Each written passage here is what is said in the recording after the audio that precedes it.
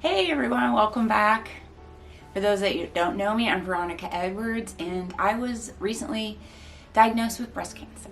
So tomorrow's the big day. I have yet another surgery. This one is to have my port installed. In case you don't know what a port is, it's going to be a little device they're going to put underneath my skin somewhere up on my collarbone with a tube, a catheter that runs into a main vein.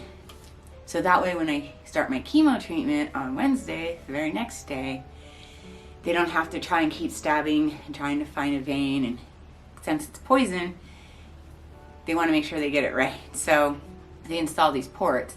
Also, every week I'll be going to the doctors for blood to be drawn, because again, since it's poison, they really got to monitor you to make sure all your other vitals, your liver and your kidneys and heart and everything is doing okay while you're having your chemo treatments done. So I'll get the port tomorrow, and then the next day I start chemo. A lot of questions I get asked, or one of the most popular questions I get asked a lot is, how did I know I had cancer? And the answer to that is I was super blessed. I was so blessed. I was one of those people that never went to the doctors because I'm never sick, and I didn't think I need checkups, and everything was always great, and anytime I did go, it always came back fine. That was my first mistake. Boy, I'm making up for it now. I go to the doctors all the time. But what happened was I got out of the shower, and I just happened to catch, at the right angle, the right lighting, a lump on my nipple, actually, on my chest. And I didn't panic or anything. I'm like, that's weird. So I felt it, and then I felt around some more, and there's a little tinier one near it.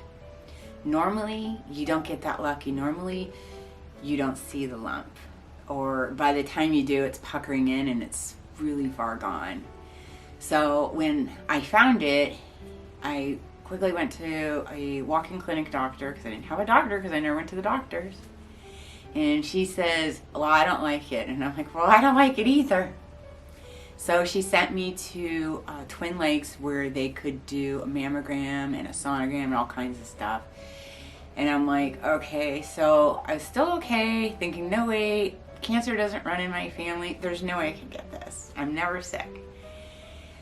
Well, they did the mammogram and the sonogram, and it looks suspicious. So they're like, well, let's just go a little farther, and let's go ahead and do a biopsy. Biopsy was fairly simple. I was able to drive myself. You don't even go under. They put a bunch of numbing cream on you, and he goes in and he takes a small sample of the lump. A few days later, you wake back for the test result, and they were fine. So I was like, I knew I didn't have cancer. But again, it was suspicious, because what happens when they take the sample for the biopsy, the cancer could have been right next to it. This whole lump, it may not be cancer. So they sent me to a surgeon, and the surgeon said, let's go ahead and do a lumpectomy. We'll take the lump out, again, just to be safe and sure. And I'm like, all right. And I almost was like, no, let's just stop here.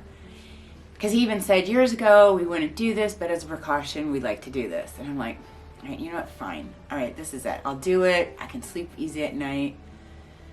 He took the lump, and then a few days later, I got the call that I have cancer. That's the one call you never want to hear, or you never want to be told that word. But right away, I realized it probably saved my life. I'm a big believer in the law of attraction, and things happen for a reason. The way I was working so much, not eating well, and hardly exercising, maybe I was on the road to something way bigger, way worse to happen. Maybe a heart attack I wouldn't come back from. So we scheduled right away a double mastectomy. It was my choice to either have a lumpectomy with weeks and weeks of radiation, or a mastectomy, or a double mastectomy.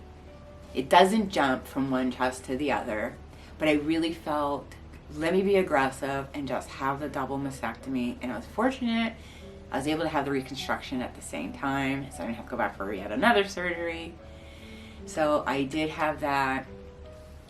And then he told me, and they also take a couple lumps out of your lymph nodes to see if it has spread.